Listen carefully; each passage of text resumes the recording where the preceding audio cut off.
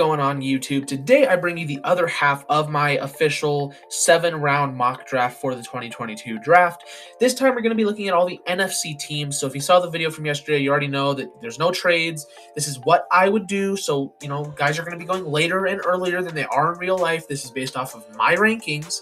So without further ado, let's head into it. Starting off with the Arizona Cardinals. In the first round, I'm going to pick up Martin Emerson Jr. All the good corners were pretty much off the board by this point. Kyrie Elam, Derek Stingley, Sauce Gardner,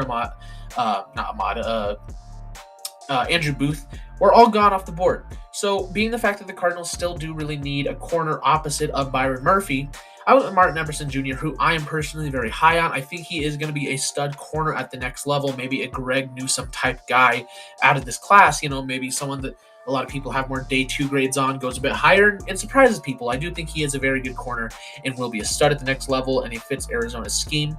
In the second round, picking up DeMarvin Leal out of Texas A&M, which I think is going to be a big steal for whoever gets him. DeMarvin Leal has dropped on many people's boards, and I'm not quite sure why. He did not test the greatest, and I get that, but he was never that athletic freak. We knew what he was. He was a sub 300 D lineman that did really well in college for a reason. Now, excuse me, I don't know why my voice is already going bad. Now, personally, I do have him this low because I do understand some of the points against him, that he doesn't always use, his strength the best, and that he does have some issues from time to time, especially in run defending and stuff. But this is a guy that I most certainly am still willing to take, at least in the second round, because he's still a very talented player that I think does have a good future, and there is a world where this guy turns into a very light version of Aaron Donald. Legitimately, he can be, kind of like that tier 2 below, and I would love to get that in the second round. So DeMarvin Leal, I think, would be a great pickup for the Cardinals. Put him across from J.J. Watt. That's pretty good. Kenyon Green in the third. Someone that I'm definitely lower on than a lot of other people. I'm just kind of in the boat where it's I just don't think he's close to the level of the guys like Neal and Ekwonu and Linderbaum and Johnson. I just don't think he's near that. I think he can definitely be a solid guard in the NFL. I imagine he most likely is a guard that teams are going to try to use a tackle. But I think he can play, all 4 positions. And really, I guess if you really needed him to center as well. A good run blocker, but I just not very impressed with his pass blocking. I think that's going to hurt him at the next level. I'm not a big fan of him. And then they take a big break in the draft before having a lot of late round picks. Getting Charleston Rambo in the 6th round, I think, is good. Maybe kind of like a DeAndre Hopkins. Of course, not similar at all, but, that same idea of just, the go down and get it guy. But he also does have some nice after the catch ability for being such a big guy. Christopher Allen in the 6th as well. A great value pick, I think, because he can kind of be potentially your Chandler Jones replacement of the future, because this is a guy that very raw and I think just didn't get the proper chance to really show what he was worth at Alabama, but could turn into a legit starter in the NFL. So could be one of those late round gems. And then 3 7th round picks, Cam Taylor-Britt, who can kind of play corner and safety. I imagine you're taking him as more of a safety role for Arizona, but can play both. I think he'll be a solid player at the next level, but I'm not near as high on him as other people. Then Jameer Johnson. So getting 3 Texas A&M guys here, but 2 Texas A&M linemen. Jameer Johnson, a guy that I am lower on than Kenyon Green, but at the same time, I feel a bit more confident that he's going to be able to play a tackle role. I imagine you're probably going to want to slot him in at right tackle, and I think he can be pretty good at that role. I do like him. He can be a low-end starter with the proper development someday, but I think worth picking up here. And then lastly, picking up Kyren Williams out of Notre Dame. Running backs, like I said in the last video, take a fall in this draft, and I think getting a guy like Kyren Williams to really pair, that receiving back with the running back of Chase Edmonds, I think, or James Conner, not Chase Edmonds. He's in Miami now. With James Conner, though, I think would make a great duo, and I think this is a good draft for the Cardinals. Moving on to the 49ers, a lot of later picks, and I think they still get a very good draft for the most part out of this. In the second round, picking up Zion McCollum, which I've been high on for a while now. People are starting to finally pick up on him. He's a very talented, athletic, fast corner that I think is going to be pretty good at the next level. I think a good pick for your first pick of the draft. Khalil Shakir in the 3rd round, a very good contested go up and get it guy. He's not your downfield receiver, but he will give you a very great chance to make the pass complete over the middle of the field. Donovan West at guard, I think, can be a good, honestly, maybe plug and play guy from day one. He was very impressive in college, and I think he can definitely relate that to the NFL, not at the same level, but will in some way. Darian Beavers in the fourth, I think maybe the scheme fit is a little questionable. I think maybe he does fit better as a 3-4 linebacker. However, I still think slotting him next to Fred Warner makes a lot of sense. You can use him more as that blitzer, while Fred Warner is that more of that coverage guy, and give you some extra nice pass rush to an already ferocious pass rush. In the fifth, picking up Tony Adams out of Illinois, a very high ceiling corner. And, if you hit on both these guys, all of a sudden you might have a very good young corner duo with McCollum and Adams.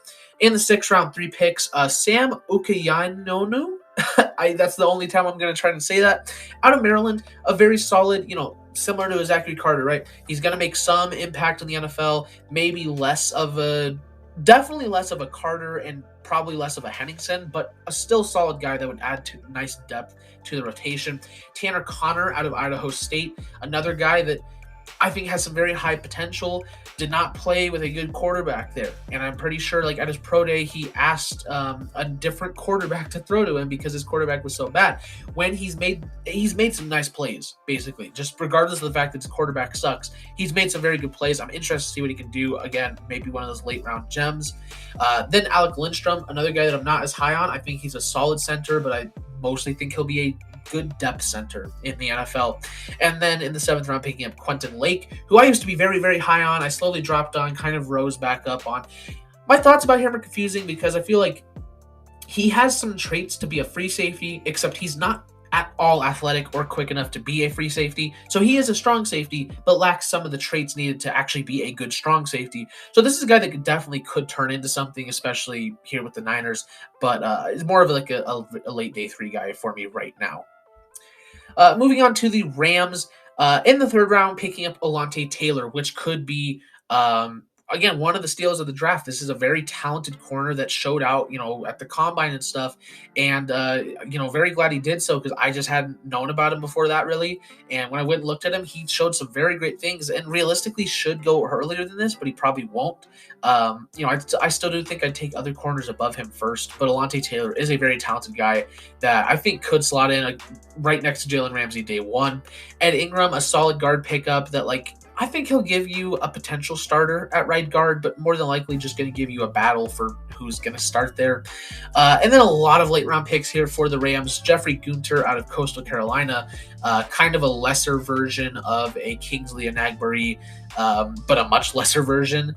But he's still a solid guy that'll add some nice depth. Devin Tompkins out of Utah State, a very small guy, Devontae Smith small, which we've already seen can work now because of Devontae Smith. The issue is that he's just nowhere near as talented as Smith. So he's a solid guy. I think he'll be worth a pick for sure. He'll probably add something to the team, but how much? Probably not a lot. TJ Carter out of TCU, really more just that, depth to corner, but they could really use some depth at corner right now.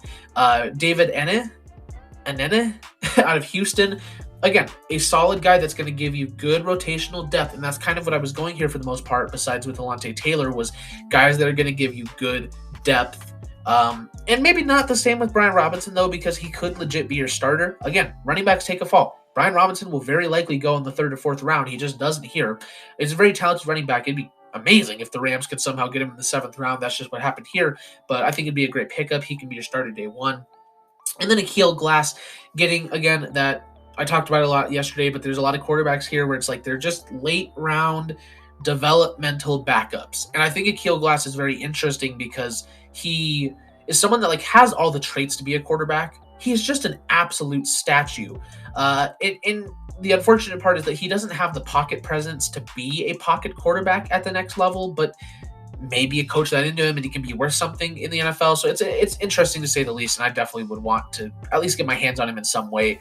For a Rams team that doesn't have that many needs, just won the Super Bowl, I think you can take a bet on a guy like this.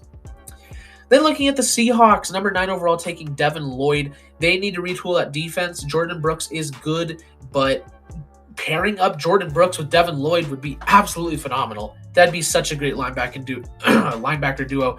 And Lloyd is incredible. He was my number 2 for a while, but eventually moved up to that 1. He's big, he's athletic, he's quick, he's a solid run defender, great in pass coverage, a big physical guy. I love him. He's a great player. 240, 40th overall, Tariq Woolen out of UTSA. The Seahawks, they kind of either like to have all their guys small or big. And I think the trend recently for them is that they've been going a bit bigger, if I'm not mistaken. Either way, Tariq Woolen is a very talented corner. For being so tall, he's very good in coverage. He's got underrated speed. He's not going to be your one-on-one man coverage outside guy. He's going to be a slot, a zone corner, probably sub in, it's like a strong safety every now and then. But I think he could work in the Seahawks defense, given he's using right, could be a solid corner to add there. Matt Corral in the second round. Your quarterback right now, as of right now, is Drew Lock. Now, I'm notorious for being a Drew Lock, quote, lover. I still do think that there's definitely a way that Drew Lock does work out in the NFL. It looks less and less likely that it's going to happen, but if you get a chance to have a battle between Matt Corral and Drew Lock, 2 young quarterbacks that can both make you plays, you're starting a rebuild. You got to find someone that's going to be the center of that rebuild. Go find that guy, whether it's Corral or Lock. In the third round, picking up Sean Ryan, which is a great addition. You do not have a tackle at either side right now, and Sean Ryan, definitely a guy that can, you're going to try to make work at tackle, but can switch into guard and probably be a Pro Bowl level guard if he doesn't work out at tackle. Myjon Sanders in the fourth, very talented edge. I think he fits nicely with this new 3-4 look that the Seahawks are going to have. They've got kind of that Fangio type defense that's going to be going on, and I think Myjon Sanders would have fit very nicely in a Fangio defense, so I think it makes a lot of sense and a good fit. Braxton Jones, again, you don't have guys at either side. You're hoping that Braxton and Sean Ryan can become those tackles of the future. I like Braxton Jones, a good upside with him.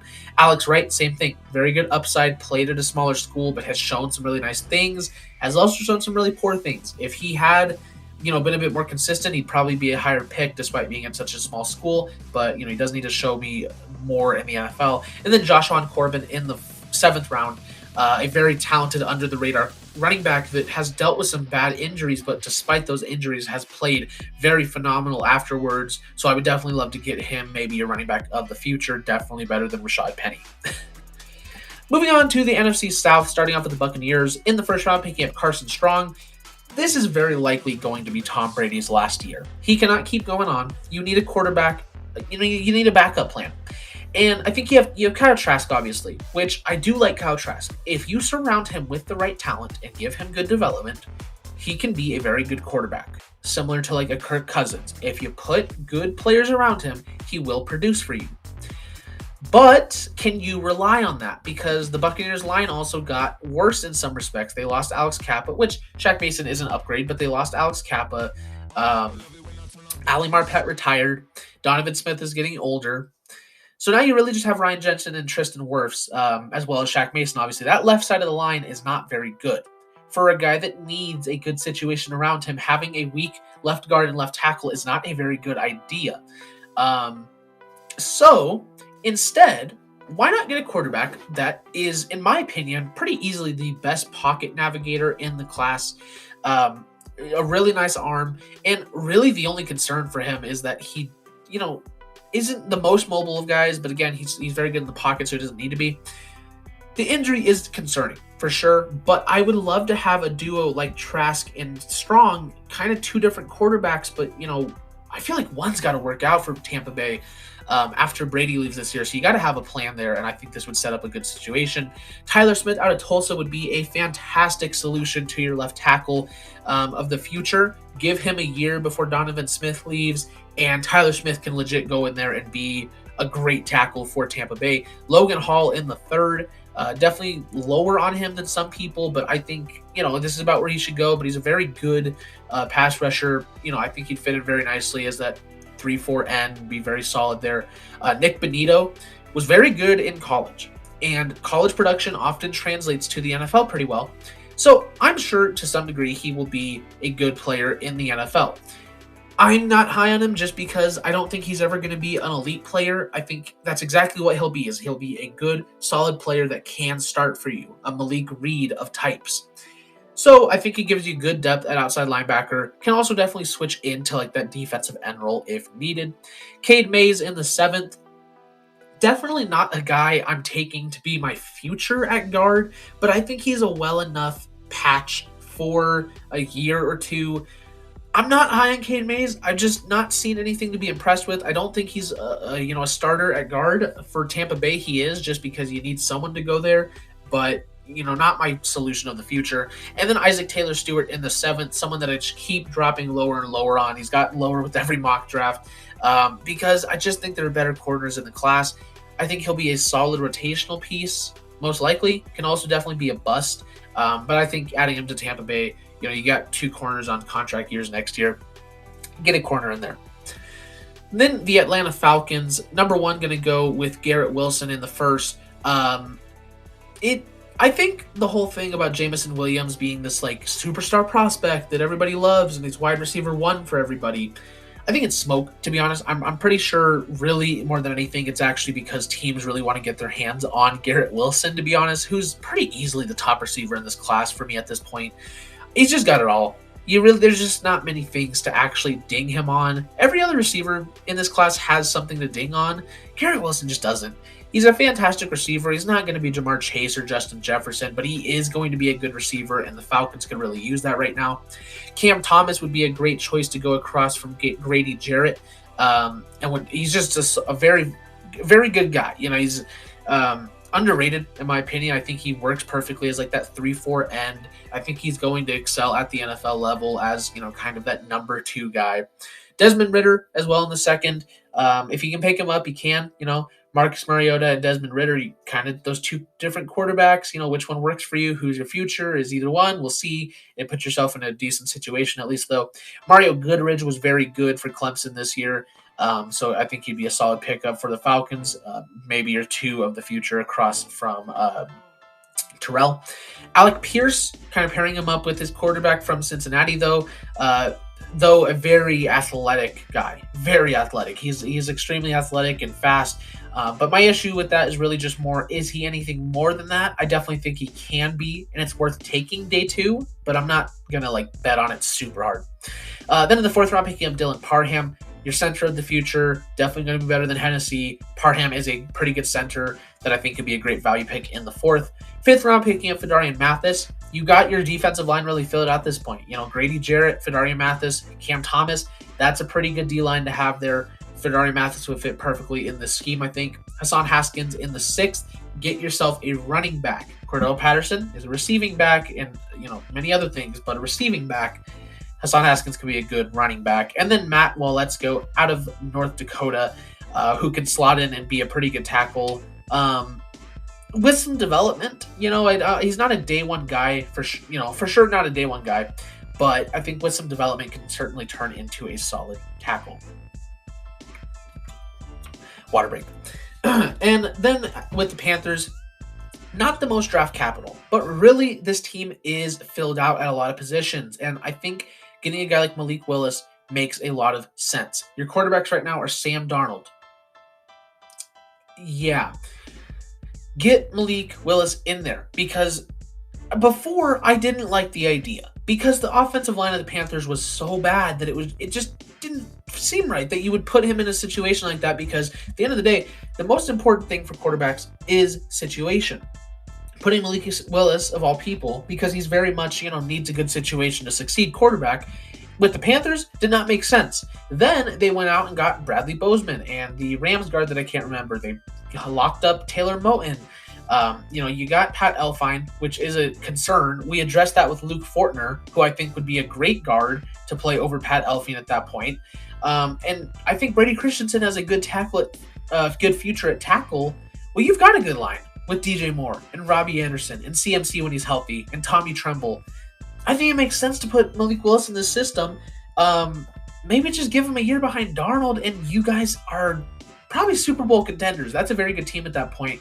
You also pick up Arnold Ebiketie, which as I said the other day, I'm not high on him or Luketa, but He'll still be a solid pass rusher. He'll go much earlier than this, and he probably should. I'm just not willing to take him before then. I don't think he's ever going to be a star level player.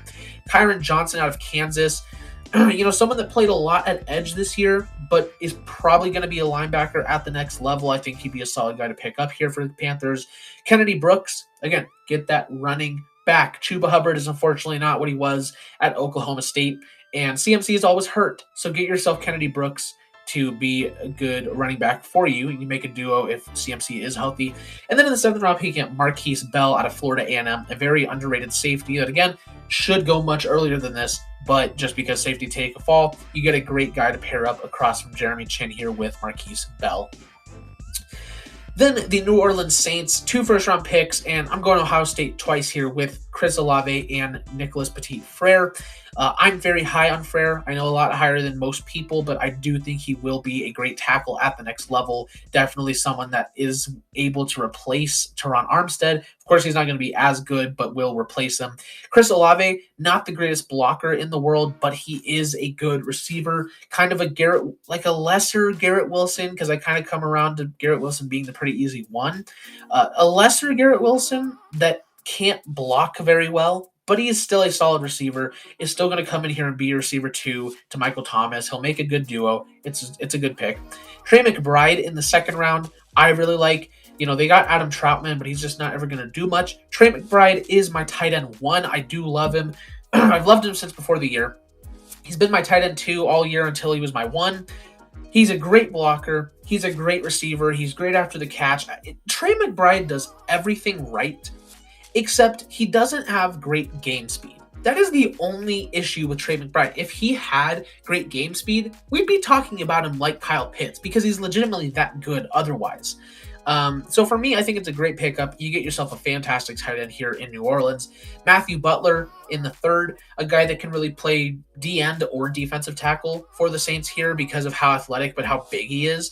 A high upside guy that I think could be fantastic. He could be very good for them in the future. Josh Ezeudu out of UNC, very good guard. 4th round guy. He's early day 3 for me, where he's not quite on this level as like a Zion Johnson, obviously, but he is pretty good.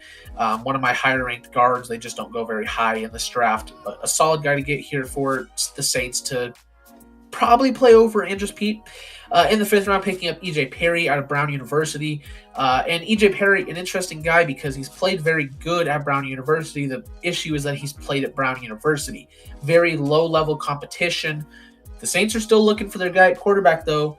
Is it going to be E.J. Perry? Probably not, but at the very least, you're getting yourself a better backup than Ian Book here for sure. Then in the 6th round, getting Pierre Strong Jr., a guy that I love, and again, is going to go much higher than this. Running backs just take a fall. Getting Pierre Strong would be absolutely phenomenal, because really, Alvin Kamara should end up going to jail. And at that point, if you pretty much just got Mark Ingram, Pierre Strong is probably going to be your 1. He's probably going to be a very good running back at the next level. And then we got the Commanders heading over to the NFC East. 1st round pick taking Zion Johnson to replace Brandon Sheriff. I was going to say Brandon Brooks. Brandon Sheriff. And Zion Johnson, he's just phenomenal. He can play tackle, he can play guard, he can play center, he can play anywhere. And he's great at all 3. He's a very dedicated guy. He's a smart guy, right? He goes to Boston College, makes his own computer stuff. I just don't know what there is to ding this guy on. He's strong. He's athletic. He's versatile. He's smart. This guy is a great, great pick to go up here, and I think would be a fantastic selection for the Commanders here. In the 2nd round, picking up Kyler Gordon, I think you get yourself a great corner number 3, maybe even a number 2. If William Jackson plays like he did last year, you got yourself a good corner here. Isaiah Likely, my tight end 2.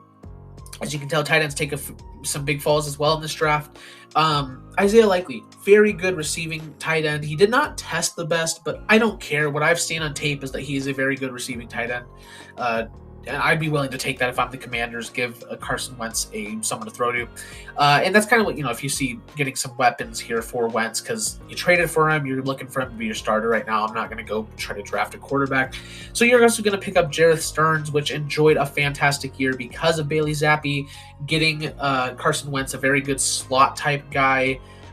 You have Diami Brown, you have Curtis Samuel, but I think Jarrett Stearns can be your strict slot and be good at it. Troy Hairston, the second out of Central Michigan, another one of those like linebackers that not great in pass coverage, definitely much better as like a come blitz the quarterback, but still a solid guy to pick up in the 7th. And then also picking up Verone McKinley, which I know a lot of people are very high on. I'm not. He will go much earlier than this, and he should go earlier than the 7th round. But I'm just not as high on him. I don't think he's going to turn into anything all that special at the next level, but still a solid guy to pick up here in the 7th. Then we got the Cowboys. Heavy focus on kind of just patching holes here because they got a lot worse this year. Replacing La'el Collins with Bernhard Raimann is good. I like Bernhard Raimann. He'd make a lot of sense here for the Cowboys. Brandon Smith out of Penn State, getting the Penn State linebackers together. Smith is much more of that traditional linebacker rather than like the versatile edge guy that Parsons is. So I think you get yourself a fantastic actual linebacker there. Lewis Seen, a great safety that does fall here, but would slot in amazingly as that strong safety in Dallas. Dan Quinn would make wonders with these two guys, and probably the same with Kingsley Enagbare as well, who I've seen a lot of people say just bull in a China shop, but that's pretty much what he is. He has no finesse or intricacy to his game. He just goes. And again, in Dallas, I think Dan Quinn can make that work, and all of a sudden you're building a very scary defense here, especially when you also add the likes of Denzel Williams, a very underrated corner from Villanova that can be very good across from Trevon Diggs. And then you get Curtis Brooks as well to kind of fill in there next to Osa Odigizua. You're making yourself a very good young defense here in Dallas, which is going to help out a lot. Getting Hayden Howerton out of SMU in the 5th, a solid guard to replace Connor Williams. Is he going to be that good? Don't know. Justin Ross out of Clemson. Again, is he going to be that good? We don't know. I'm taking the upside on these two guys because Howerton can be a solid guard. Justin Ross, if he plays, the issue is that he has some very high-end plays, but he was never consistent, and he struggled to stay healthy, especially at the end. The spine surgery really jacked him up. I'd be willing to take him day 3 for sure. The upside is nice, but I am still concerned overall. Just will he be anything?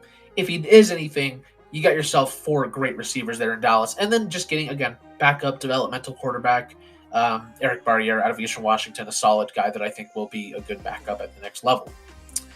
Then the Philadelphia Eagles, 2 first-round picks. Number 1, taking Drake London at USC. I think this is a team that would know how to use him, because he's that guy where it's like, unless you use him in a very specific way on the outside, he's not going to work on the outside. And I don't think he does in Philadelphia. That's not what he's going to go there to be. He's definitely going to go there to be much more of that slot.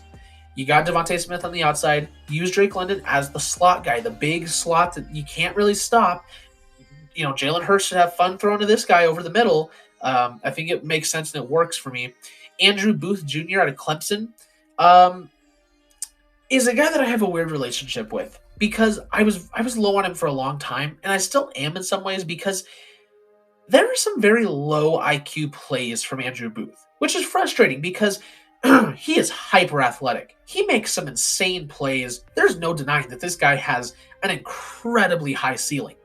The issue is that he just has some absolutely dumb plays, and not in a good way. You need good coaching at the next level to really bring out the elite corner. I think Philadelphia has a chance of doing that. Learning from Darius Slay would help. I think it'll justify this pick, and he will be a good 2. But I don't know if in Philadelphia he has the coaching necessary to become like a Darius Slay type player, but I think a very solid corner for sure. In the 2nd round, picking up Nick Cross, very good high safety that I'm high on. I love high safeties, and Nick Cross is probably the best one out of this class. Very talented guy that I would love to have here in Philadelphia with Anthony Harris. Damon Clark in the 3rd round, a very good linebacker to pick up here. Can slot in there and probably be your best linebacker day 1, to be honest. Damian Pierce, I think, is probably your best running back day 1 because I've never been a fan of Miles Sanders, and Damian Pierce will make some impact at the next level. Whether it's as a backup or not, we don't know. I think it'll be a starter. He's my 4th running back in the class. I'm very high on him. Ali Fayed out of Western Michigan. Hold up, I need some water.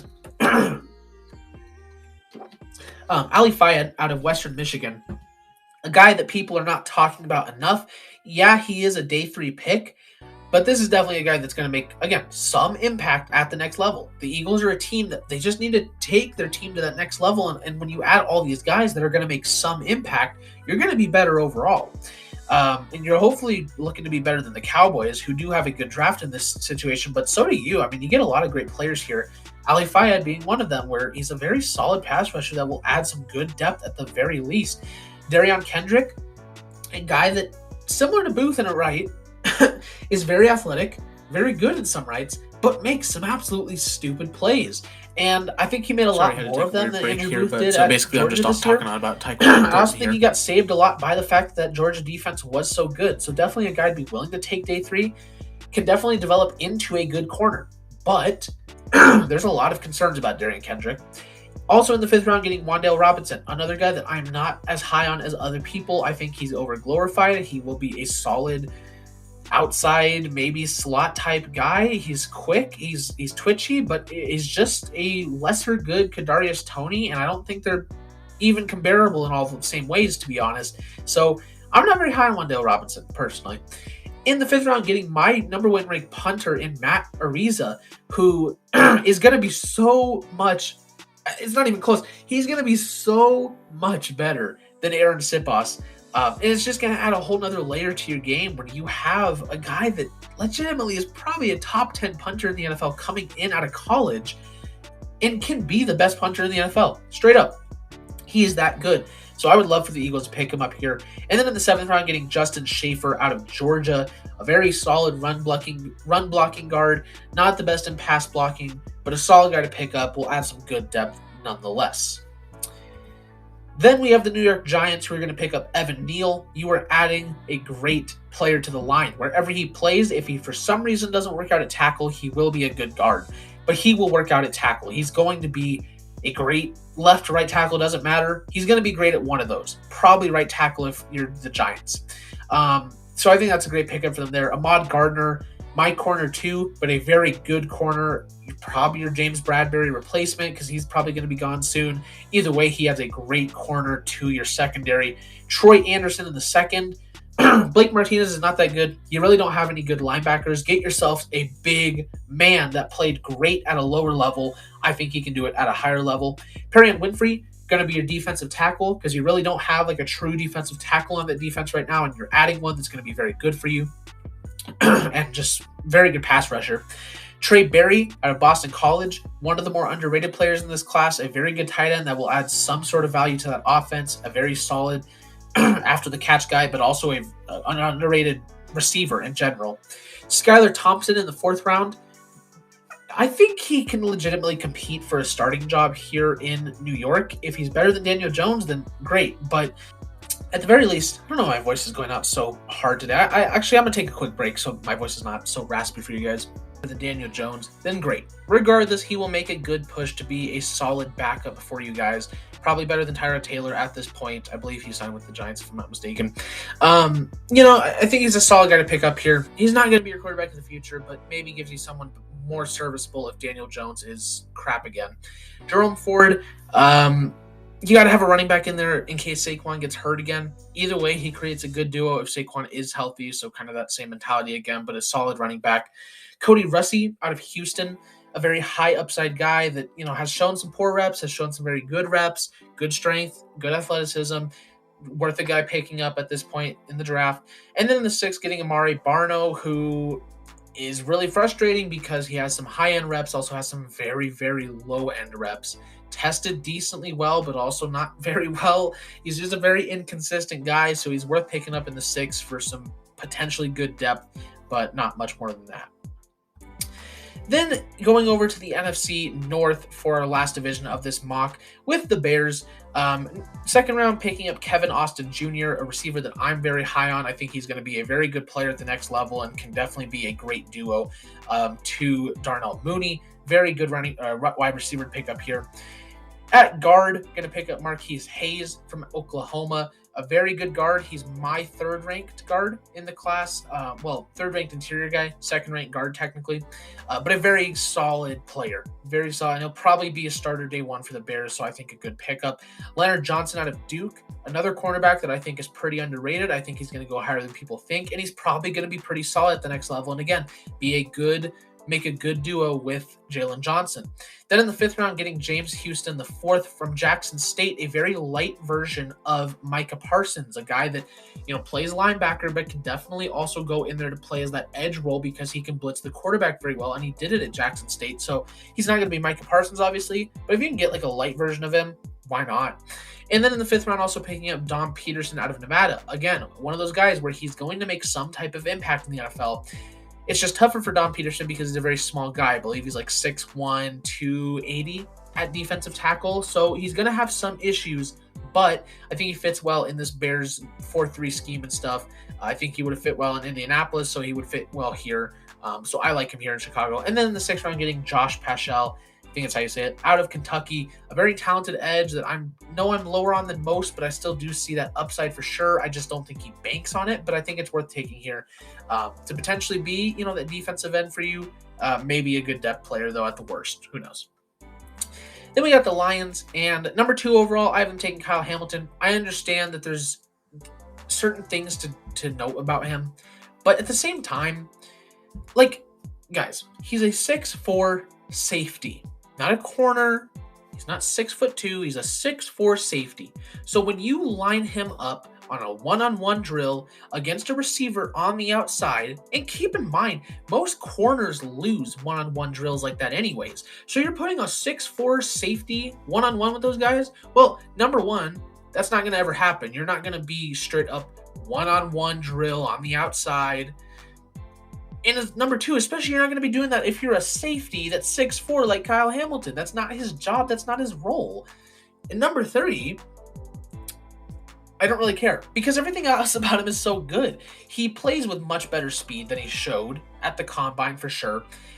He, I get it. He is probably a strong safety at the next level, but he's going to be so much better than Jamal Adams because he can actually cover people. He can cover people in the slot. He's going to be fantastic on tight ends, and he can cover deep. You're just going to nitpick plays where it's like, yeah, he's not designed to go deep and keep up with a guy like that. And even then, when he does, he's like a yard behind, and he can make plays with that because he's 6'4". He's so tall. There's so much to love about Kyle Hamilton. I think he'd work great in Detroit's defense. I still love him. I would take him 2nd overall. And then their other 1st-round pick, picking up Sam Williams. I think he'd be great to pair across from Romeo Cora as kind of that 3-4 outside linebacker. I think he's underrated. I know some people don't like him as much, but I think he'll be a good player at the next level. Not elite, but a good. 2nd round, picking up Calvin Austin III. Good fit. Yeah, he's small, but like Devontae Smith, makes some very good plays, and I think he can be kind of like a tier below Devontae Smith, a very good receiver. Terrell Bernard out of Baylor, a very good linebacker to pick up here in the 3rd that, again, would fit Detroit's defense very well, and I think, you're kind of trying to patch up that defense now. It's looking a bit better, and you're going to continue that with Jalen Amore Davis, who is a very smart guy and probably deserves to go higher than this. I just think there are better corners in the class, but he'd still probably be, your 2 or 3 here in Detroit, a very solid guy. Bailey Zappi in the 5th round, I simply think is just worth the value. If Jared Goff isn't playing well, throw in a guy there that's like, he's got high upside. I don't think he'll work out in the NFL. I think, even his best trait is his deep ball, and his accuracy is very questionable at a deep ball. He basically just has a very strong arm, and that's it. He did do some very good things at Western Kentucky, though. So if Goff is sucking, put him in there, see what you got potentially. But otherwise, he's just a backup mainly, but can also be a starter. Xavier Newman-Johnson out of Baylor as well. Very solid guard. Not the highest upside in the world, but and also not the safest player, but he is a solid guy to just get there in the 6th round. Good depth. Potentially could start. Cade York out of LSU is my top kicker of the class. After seeing Evan McPherson last year, every team's got to be understanding that it's important to have good special teams players. Saw that with the Packers as well. There was the kicker. Mason Crosby missed like 5 kicks that day. But Cade York is the best kicker in the class to me. He's very clutch, big leg. I think he'd be much better than Austin Seibert. You got him and Jack Fox now. That'd be a great kicker-punter duo. And then in the 7th round, getting Mo Diallo out of Arizona, a very solid, underrated guy that I definitely think should be drafted. He will be drafted. But I am a little bit lower just because I don't see that upside in him, but he will be a solid player at the next level, most likely. And then we got the Packers, who have a lot of picks, and they're going to address a lot here. George Pickens and Travis Jones in the 1st round. George Pickens, a very high upside guy. If he stays healthy, he will turn into a good receiver here for the Packers, which would be great to have. Travis Jones probably going to play that defensive end role, but that's fine because I think he works great like that. Pairing him right next to Jerron Reed and Kenny Clark, I think makes a great line there. Jahan Dotson, another solid receiver to pick up here. And now all of a sudden, you've got a pretty solid receiving group here for Aaron Rodgers. And I think both these receivers are going to work out well. Nakobe Dean falls to the 2nd round here, which is more where he should go, but I think he fits nicely here. Makes a nice duo with Devondre Campbell, who I was thinking of. But, a fast, solid pass coverage linebacker, but he is small. He's not the best in run defense. Josh Rivas out of Kansas State, another guy that I'm higher on than most people. I think he'd be a solid guard here. Maybe starts over Royce Newman with some development. He can be pretty solid. D'Angelo Malone, a very high upside pass rusher here. Maybe someday starts over Preston Smith. Regardless, he'll be a good backup for you behind those him and Rashawn Gary.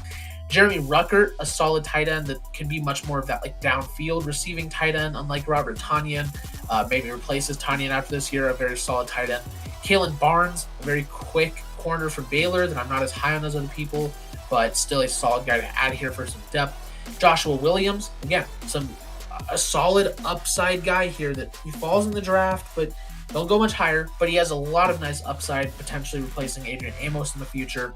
Andrew Stuber out of Michigan, again, a nice upside tackle here, because if you're the Packers, you're really going for those guys that can, like, in 2 to 3 years, right, or even next year, this year even, they're going to add some great depth and talent to this team that could really use it right now because they just can't spend that much money. You're trying to give Rodgers one more chance to do it here, so you're getting a lot of high upside guys that hopefully can hit on that in like 1 to 2 years. Braden Thomas, the opposite of that, though, because I think he's, again, one of those safe players that will make some type of impact, but does have some nice upside to him.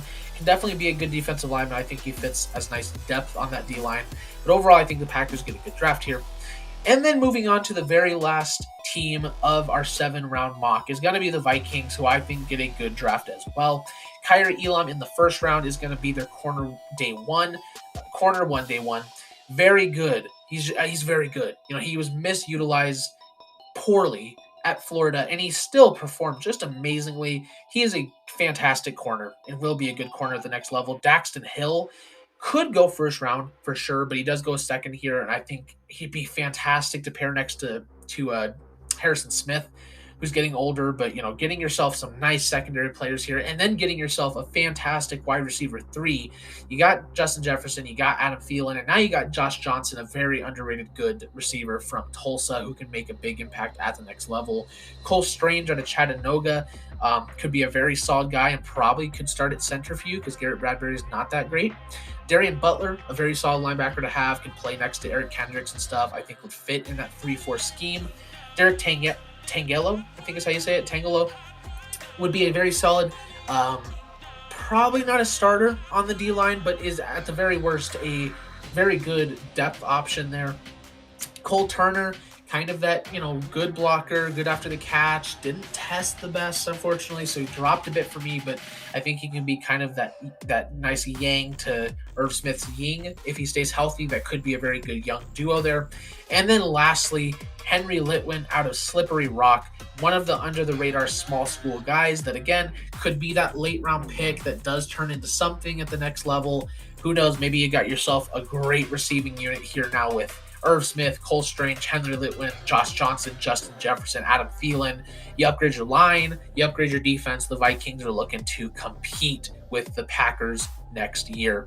But that is going to round out the NFC of my 7-round mock. The AFC is already up if you want to go search that out. I'm also going to be making a video of For sure, a predictive mock with trades of the first round.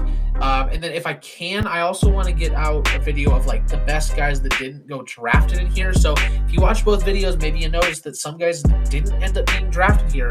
Guys like Drake Jackson.